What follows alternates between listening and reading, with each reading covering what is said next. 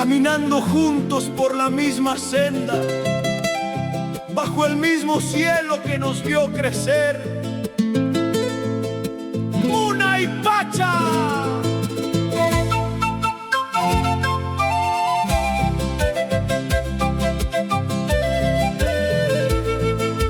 Crecimos entre los cerros, corriendo tras la ilusión, compañeros de juegos tiernos en nuestra humilde casita.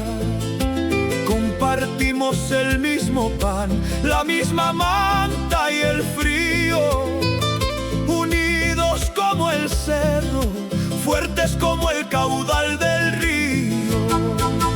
Mis hermanitos del alma, sangre de mi propia sangre.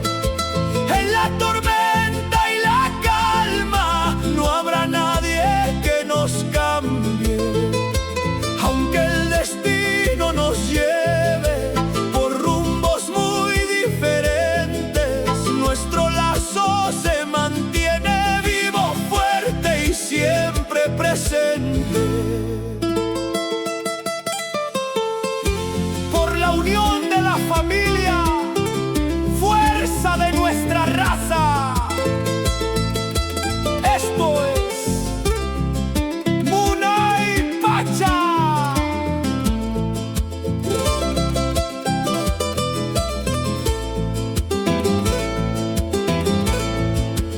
Recuerdo aquellas tardes ayudando en la chacra de maíz, risas que son refugios contra cualquier sinsabor.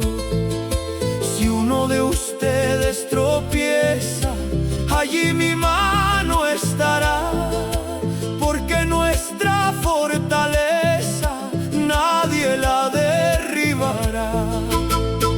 Mis hermanitos del alma, sangre de mi propia sangre.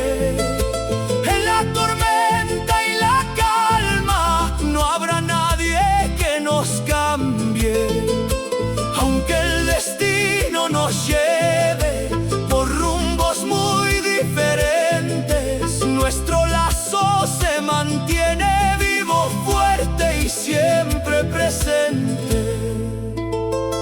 Porque no hay distancia que separe a quienes compartieron la misma cuna, hermanitos.